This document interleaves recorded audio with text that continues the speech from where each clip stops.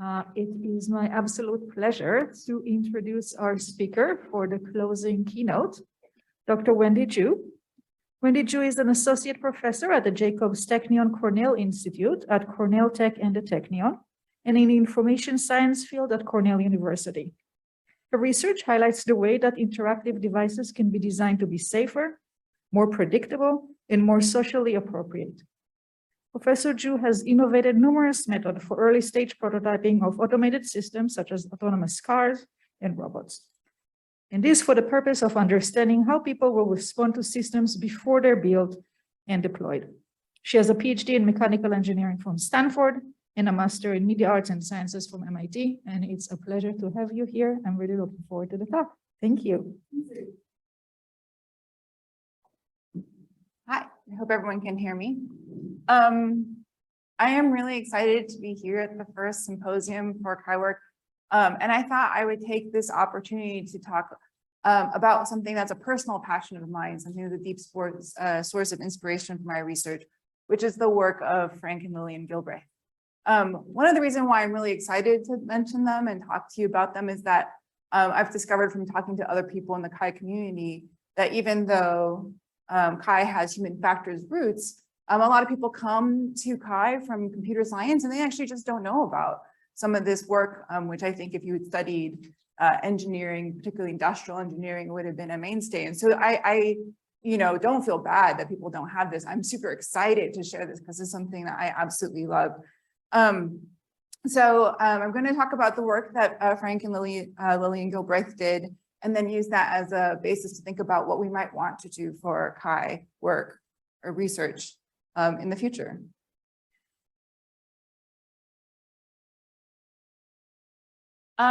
This background picture is from a motion efficiency study made by Frank Gilbreth around 1914. It's blurry because it's actually a time-lapse photo of a woman assembling something. You can't really see the woman, but what you can see are these lines, which actually depict the motion of her hands. What's going on is that she's wearing small lights on her hands, and this is a time-lapse photo. And so the use of the time-lapse photography allows us to see this thing that we can't normally see, which is all the motions, the trajectory of her hands in one place. And by tracking the trajectory of the hands, we can actually see if different types of assembly or action are more efficient or less efficient. And so this kind of research made it possible for Frank and Lillian to make people's work better, not only more efficient and faster, but a lot of times a lot more ergonomic and safe for the user. I really like to draw on that work, so I just want to tell you a little bit about my research so it makes more sense when I talk about Frank and Lillian's work. So what I'm really known for is studying how people interact with automation, and part of that is capturing a lot of video of people interacting with existing automation and looking at what some of those issues are. One of the things that is challenging about the way that people interact with automation is the places that they do use the automation in. For example, we don't actually know how most people are interacting with their Teslas all over the place. Sometimes they put YouTube videos online, but sometimes it's difficult to see what those nitty-gritty interactions are.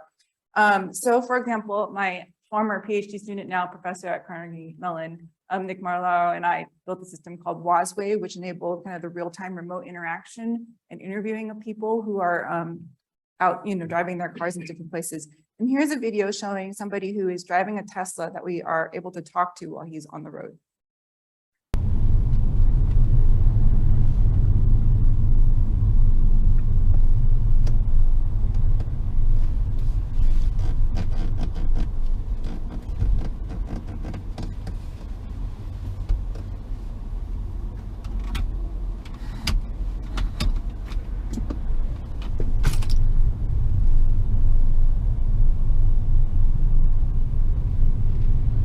How is the build quality?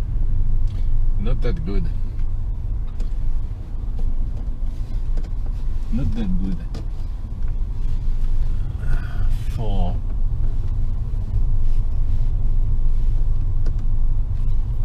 This car is roughly 130 km, I think. So I think it's not good enough.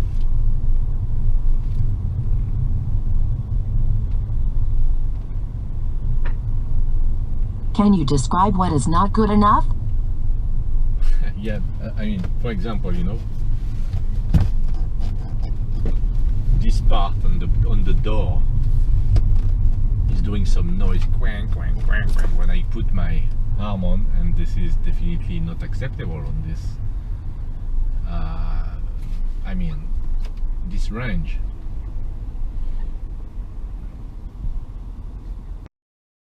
So here's a funny discovery. It turns out when you have autopilot, which sounds like this really exciting thing, in reality, it's really boring because you're not driving anymore. Like, this is a car that can go really fast and you have control. When the car is driving it yourself, you're sitting there looking for things to do. And then suddenly the build quality inside the cabin matters more. This is just true. Anyone who actually has one of these cars knows exactly what I'm talking about. Not that I have one of these cars. And so this is when you can see like the person who's like checking out all the little things in the cabin that he wouldn't be doing if he was actually engaged in driving. And this kind of video, like, I think there are people who would say like, oh, it's anecdotal, but I guarantee you, if you have this video and you show it to your product manager, he will give you the extra weld points that you need on your panels, you know, so that you don't have to like, So being able to have a lens into the car to capture these moments, and then also being able to like interview people as they're in the moment. You're able to get at these things that if you ask them post facto, you ask them in general, you would never be able to see or understand. What's going on in the background in this video is that there's actually a person who's sitting in an office building. That person's able, the researcher is able to like remotely watch, see this kind of view that we have. They're also able to see the view of a camera that's mounted out the front of the car, so that we can actually see if it's a safe moment to talk to them. And then we have this interface where we can actually type messages that the text-to-speech system will say. We have pre-prepared some questions that we can just play.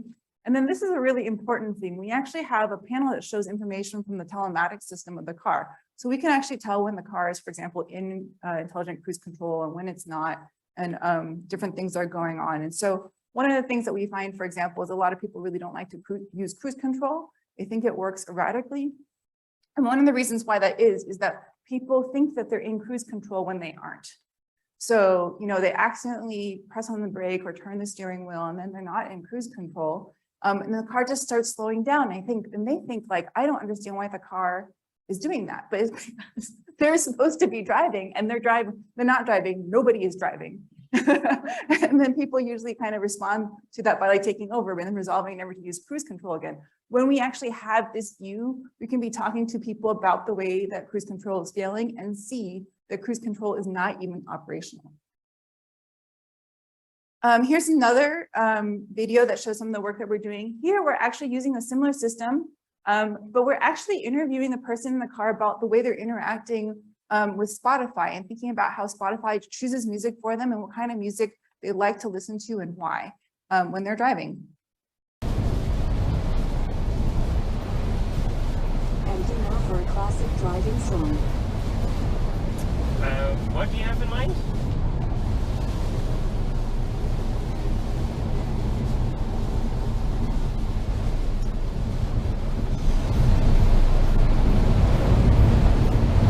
Mississippi Pop, The Passenger. Oh, really? I love this song. I actually played it in a band. I love it.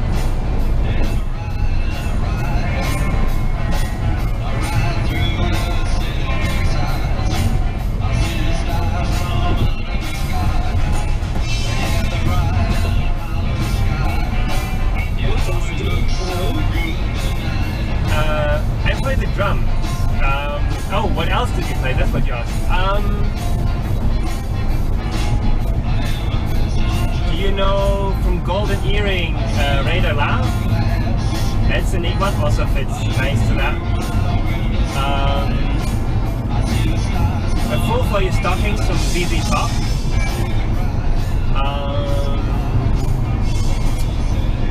Billy Idol, a couple of songs from him, like White Wedding.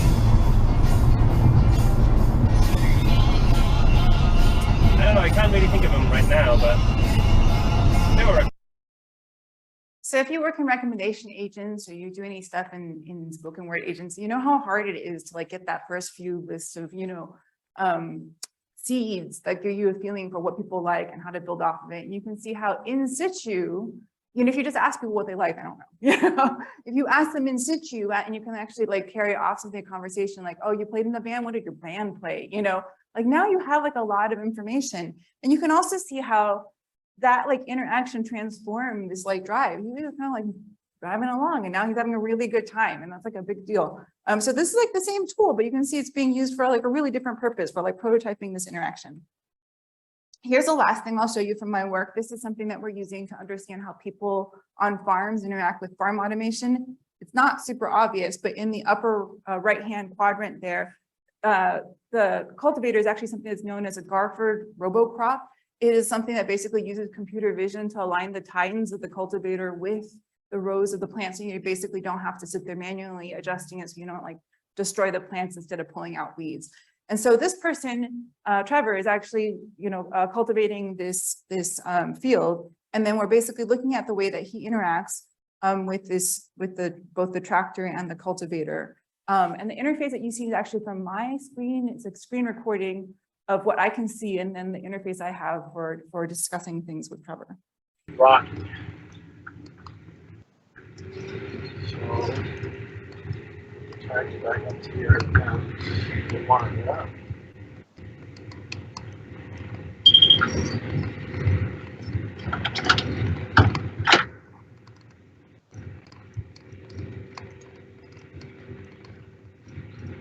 Do you ever use a rocky patch? Because this cultivator is so expensive, I try not to hit the big rocks. The nice part is being on a third pass, especially with the other big tractors coming through here like this one. You can tell where your rows are because of where the headlands, where they've been ran over. And you can also tell in the middle of the field that we got coming up here. This field's been done 3 times now, or twice, and there shouldn't be much of any grass between the rows at all. So when you get to a point like up here where you can see some grass going all the way across your set of 12 rows, you can tell there was something there that somebody didn't like. So there's probably going to be a rock coming up here. Or there's a bunch of buried rocks up here. You can tell the ground's kind of right there. You can tell the ground kind of bows out a little bit where somebody. All right, so I think that the imagination of what it's like to interact with automation is a person can go to sleep behind the wheel, wake up when it's all over, right? Trevor is basically getting an upper body workout, looking forward, looking back, checking out what's going on. And he explains, because we're asking him, that one of the things is because the cultivator the automation makes the cultivator very expensive, that if the tines break, it becomes like a big, catastrophic event. So he has to really be on the lookout to make sure that, like the cultivator doesn't, for example, run over any rocks. And so he's describing how you can actually look ahead and see that there are places where nothing's been cultivated, which means everyone that came before lifted the cultivator to avoid something and then put it back down. So even though you have this automation is supposed to make your job easier, and there are definitely things that he doesn't have to do, it also makes things harder in other ways because he has to watch out for the automation, know where, anticipate places where it would fail and help protect it. And that's something that I think if we weren't actually there watching in the moment, we wouldn't actually know what that experience was like. And so we actually have to be watching and interacting with him real time to see that. All right, so that's the kind of work that I do. And I think that for me, one of the things is that the kind of work I do really draws a lot of inspiration from people who really have a deep interest in the experience that people who are doing work and doing things are having. And so we use a lot of video. We try to capture experiences that are difficult to see. And a lot of my inspiration for that is from Frank and Lillian Gilbreath. So they're a couple, they were married. Frank actually died in 1924 at the age of 55. Lillian Gilbreath lived to 93 or 94. I don't actually know exactly when her birthday was, either she died, but a really long time. And both of them together produced this really amazing set of work on time and motion studies. And so I'm going to just share my personal obsession and passion for the rest of the talk. It's kind of like a science and technology talk I will say that this talk is very US centered, and this research took place at a time when kind of the international collaboration and research was not the norm. And so a lot of times what you see is there's a new technology that like gets shared across the world. And then there's a lot of parallel developments of like similar innovations in different countries. And so I suspect there are all sorts of cool things that might have also been going on, for example, in France and Germany that I just don't know about. But in the US, the people who did this work, are Frank and Lillian Gilbreath.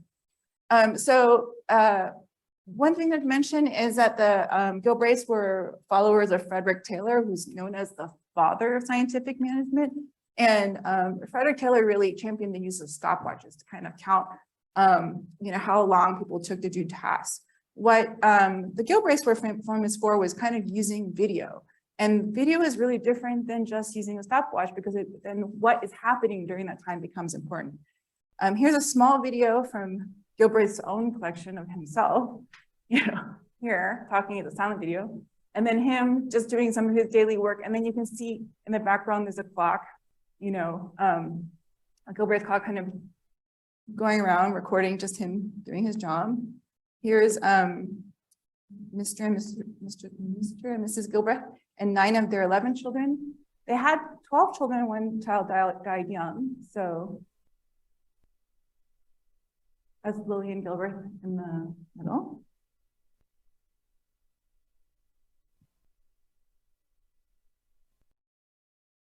And then here's some of the earliest work that they did. Here's a video of a motion study of bricklaying.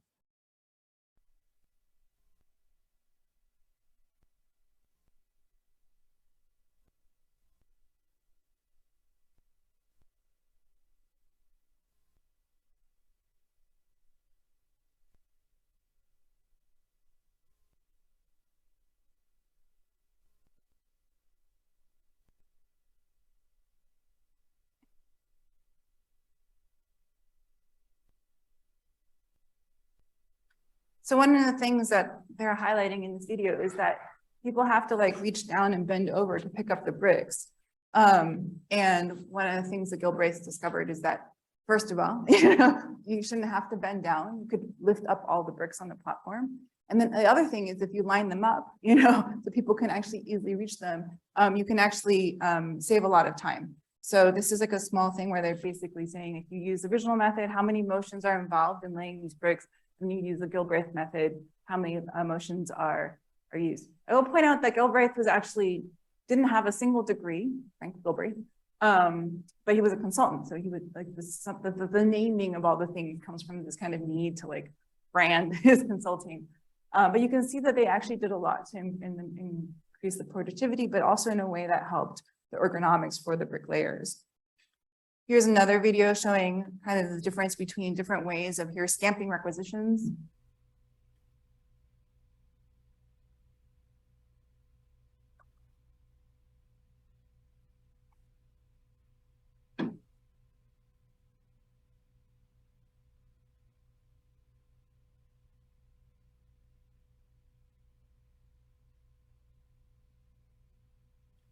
One of the things I love in these videos is like the weird juxtaposition between the naturalistic motion and task and this kind of these contrivances of environment that make it easier to measure. Like you can see that there's this like grid in the background that makes it easier that if what you wanted to do is like go frame by frame and figure out like how much movement is happening in space, you can go on. And then there's this clock. So if anybody took their first HDI class and we did a bunch of like Fitts law stuff, this is the, like great grandfather of that work. I'm just thinking about how stuff is moving around in the physical environment when people are doing their thing. Some of the work really focused on things like having rest periods. Like counterintuitively, if you actually give people rest periods properly spaced during the day, they can actually do a lot more work. That's something that I think we are always like fighting against now, but actually having the data to like help show that is important.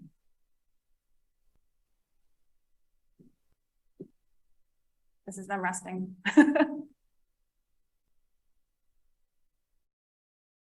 And I want to point out, just to put in context, when this is happening, these motion study principles happen about the time of the horse-drawn wagon. Like this is before the car. It's just kind of like right when the horseless buggy was invented. So here are some like Gilbreth things showing like the traffic, and you can see like the traffic includes horses, and you know, like it's when you have this like heterogeneous environment where you could see both things on the same road at the same time. Film, motion film was invented in like, I think 1888. Gilbreth is doing these like early videos of this stuff in 1896. You know, so this is some of the earliest uses of film. And the really crazy things, there's not even that many people that can look at the film. So this is like really, really amazing. So one of the things that I draw as inspiration from the Gilbreth work is that you know, they basically wanted to understand this thing. They can see it and experience it all the time, but actually document it well enough that you can study it and measure it and like compare and contrast different ways of doing things really required them to invent totally new ways to like do discovery. So looking at this picture, this is a time-lapse picture of someone doing an assembly task, and you can see that there's one of these Gilbreth clocks on the left, and then also these like traces on the right. And one of the things is you can see the traces are dotted, and that's because the light is flashing on and off. And so over time, if you know what the rate of the light motion is, you can actually tell how fast she's moving and where the motion is concentrated, and also what it is for each of her hands. This actually required them, you know, to make their own clocks. And I wanted to explain, like, one of the things is, one of the reasons why you have to use a clock is just to explain how early this is.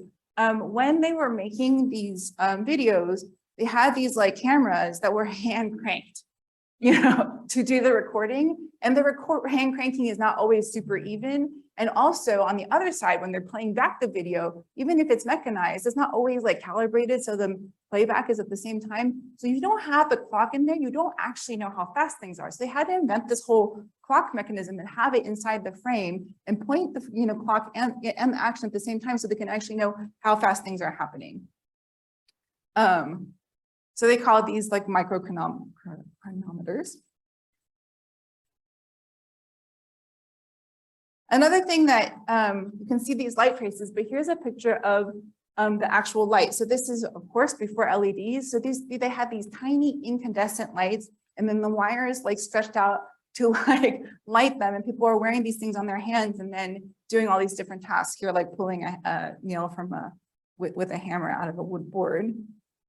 You know, and then they were able, because like I explained, like by flashing the lights to able to see how fast things were moving in time. This is something they did was the time-lapse photo just to, you know, advertise their like their invention with their chronocyclographs. They also did things where they would have people do actions behind mesh screens, so you can actually like use the grid for the mesh to actually figure out how much space things would take up. Here's a video showing the mechanism that they actually had to make the like lighting happen at a regular interval, so they can actually like do these time-lapse things. This is before transistors, right? So they have to invent like crazy mechanisms just to get this flashing to happen.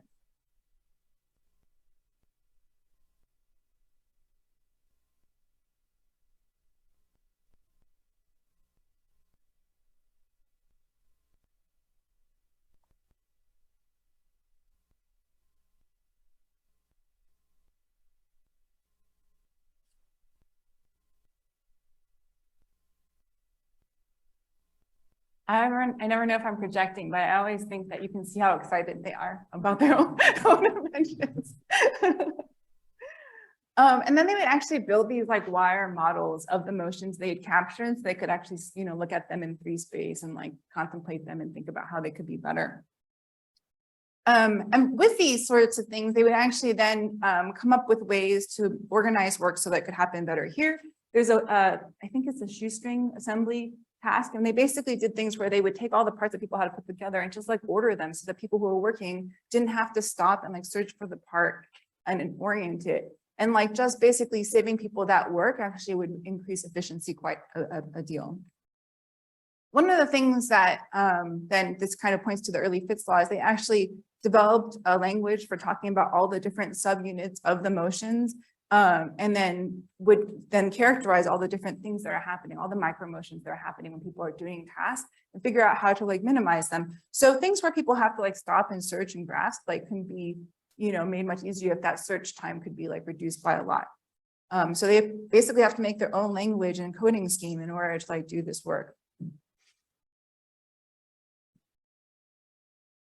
So Frank and Lillian Gilbreath were really obsessed with efficiency, and partly because they were consultants. One of the things they discovered is that it's more efficient to take the same tools and use them for a lot of people rather than doing, you know, looking at all the problems people have and trying to solve them all, you know, for just a few people. And so one of the things I think is really interesting is the way they took these skills that they had, these tools they had, and applied them to all different kinds of domains. Here's actually a chronocyclograph of Roger Howie, who is a championship golfer, and they're basically just like looking to see, you know, with the chronocyclograph, like how he's moving, how fast certain different parts of the things that he's doing are going. And that's like a really amazing thing. Here's the New York Giants studying their pitching skills. I love the grid in the background here. Which I like, so funny. Here's them using their tools to study medicine and medical teams removing the tumor. I'm not spying the clock in this one.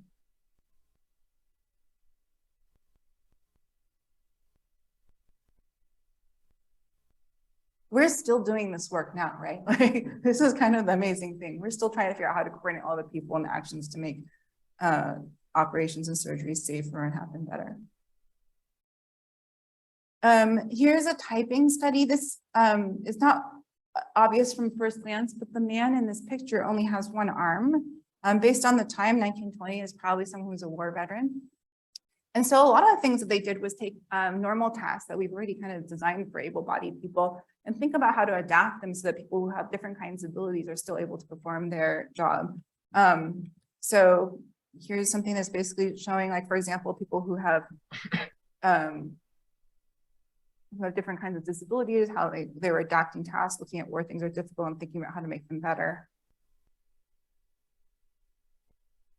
Sometimes you make a special typewriter.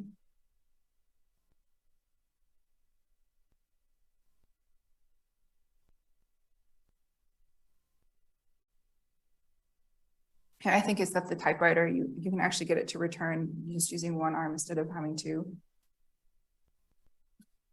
What? Oh, and he has foot pedals. Good call.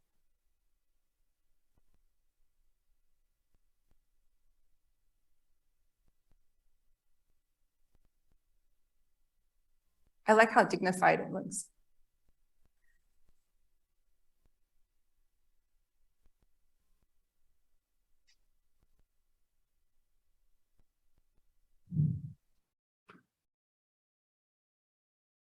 And then the other thing that's really nice in this work, and you know, I think if you weren't looking at all the other things that are going at the same time, it wouldn't even seem strange to us now. There's a lot of women in these videos. They're basically studying a lot of women's work. This is amazing, you know, for this day and age.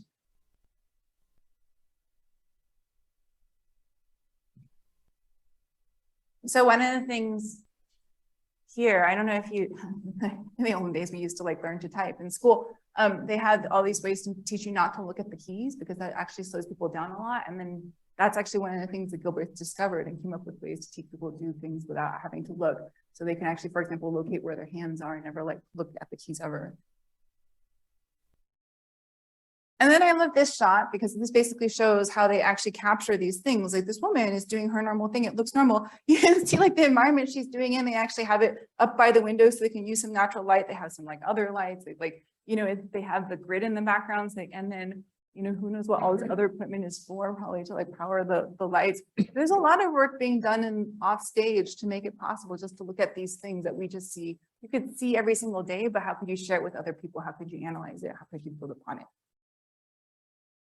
So the next part of the talk, I want to talk about bringing yourself to work, because one of the really amazing things I have kind of glossed over, that one of the things that it's always mentioned when they talk about Frank and Lillian Gilbreath is that they just had this enormous number of children. One of the crazy things is this television property, cheaper by the dozen, actually comes from the Gilbreths.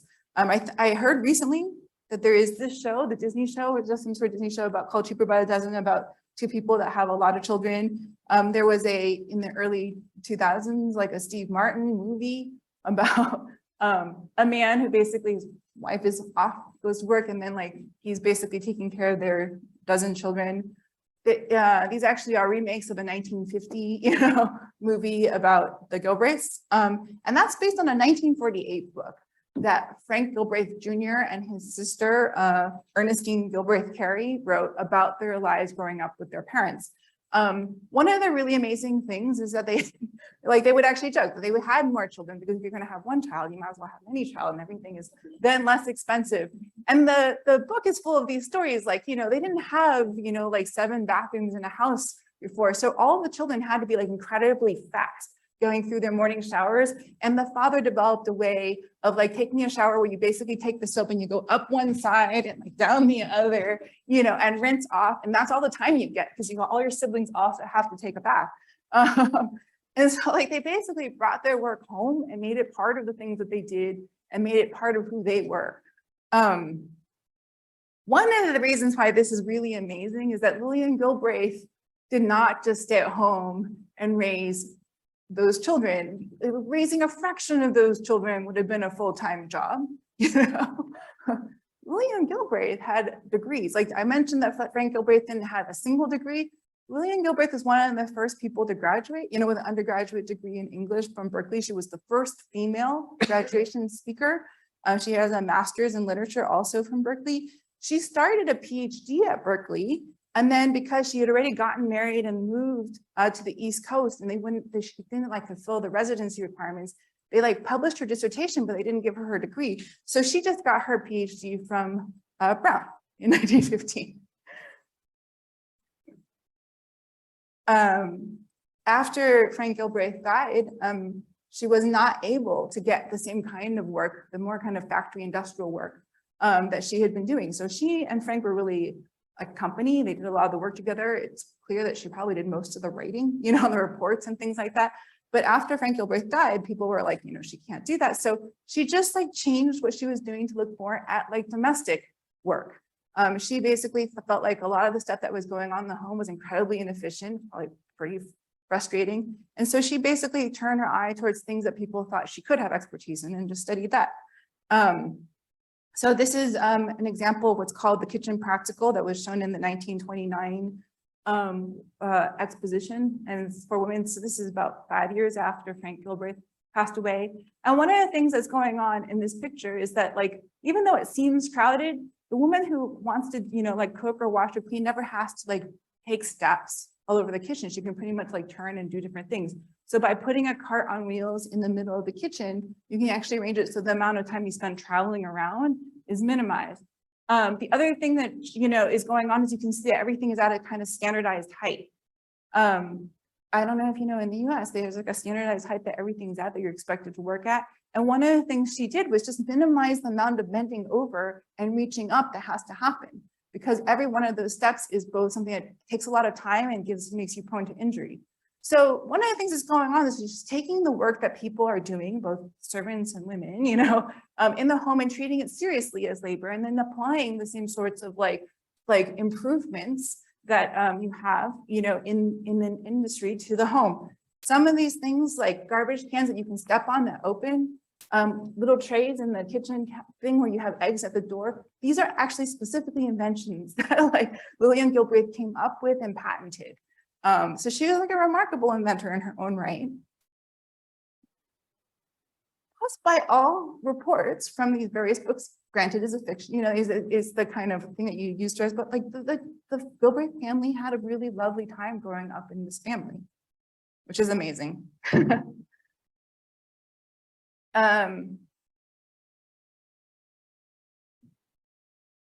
This is a picture of Lillian Gilbreath. She became at Purdue, she became a professor in engineering in 1935, and she did consulting for the government, on the war effort. She did a lot to advocate for women being put to work. I don't know if you, I think this, to help the war effort, because I think she felt like women were being underutilized. And then, post-war, when there are a lot of people who had like different kinds of disabilities, she did a lot of work, to think about how people who have prosthetics or have different kinds of injuries could still do both like paid work, but also things in the home. So I think this is, she brought all the things that she knew about being a woman and things that she cared about into her work, into her home, and back out again. And I think that's something that I think is, when we talk about the work-life balance and work-life divide, I think some people will really advocate that you have a clean divide between them. And I think Lillian provides an example of what is possible if you can actually think about how to bring your whole self to your job. So I'm going to head back to the future, think about how these things that we're looking at that the Gilbreths did should inform our own work. And I will just tell you first a little personally about how it's influenced my work, and then maybe ask some bigger questions.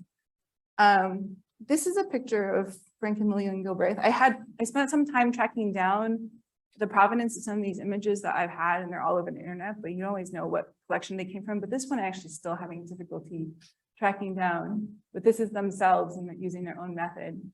So I think here are the three lessons I want to emphasize. I think one is that new methods enable discovery. For myself, I think there's just a direct line between the things that I saw the Gilbreths are doing to kind of set up environments where you can actually capture the natural actions that people are doing, and then like put in interventions and like see them, and the sort of work that I'm doing where we're trying to understand, how people drive. Everyone does it every single day. How can we not understand what's going on? What do we have to do so we can get that picture so that we can make it better? So that's something that I'm always struggling with and working on. And every time I have a new technology, I'm like really thinking, can I use this to understand what we're doing better? The other thing I try to do, and I think it's an attempt to make things more sane, is just do a few things that I'm really good at for a lot of people, and take those same tools and apply them to lots of domains. Sorry. So, this thing where we're looking at automated vehicles, in vehicle recommendation agents, farm work, they're all extensions of the same set of tools with some adaptations that actually help make them work in those different environments. I'm not trying to stretch myself out and do like crazy different things. I think one of the things that's really tough when we do user-centered design is that people tell you all sorts of problems they have. You can't solve all of their problems. In some ways, thinking about how you can take a smaller set of skills and bring them to bear in different domains can be really helpful. The last thing for me is this kind of idea of bringing myself to my work. They have bring your daughters and sons to work day, bring yourself to work. Like take all your problems and the ideas and the problems you have and like make them part of your research. This is a video from my son Case when he was 5. And he's showing me Minecraft. Actually, I had my husband like recap the same thing because I wanted to show colleagues of mine. So he's giving us a tour of his Minecraft world. Oh. Bridge, which I usually like to go mining, but I don't really like. I have the market, there's a villager, there's a meat this is the whole farm world that he built. There's a lot of spawners so they don't break. So then they keep on coming, so it's okay to kill them. A wood farm, sometimes apples drop from this. This is all creative made. I made it from creative, but I switched it to survival. What are those letters on the red building? It says market. Oh. Okay, so anyone who's used Minecraft, it's amazing, right? Because people who are pre-literate are still like learning to basically do programming and crafting and like ordering and stuff like that. So one of the things I'm able to do is like look at the things that are going on with my children, interview them, and then think about how to take these tools and like use them in my research. And literally there's now a whole line where we're doing a lot of stuff where we're using VR and like, having people experiment with like virtual objects before we physically design them, interact with them. That comes from my hanging out with my kids and trying to understand what they're doing in Minecraft. And so I think there's this way in which we can think about all the deficits that we might have when we can't do what other people have. I don't have a family, I don't have to do X, Y, and Z with their kids. But the assets way of thinking about it are like, what are these like unfair advantages I have? Because I have children, I get to see what they're doing. And like how can I bring that to my work in a way that only I can do? And so that for me is something that has been like really, really inspirational when I look at like particularly the work that Lillian Gilbreath has done. So with that, I'm done. I'm happy to answer questions and like share, hopefully fanful obsession with the Gilbreths.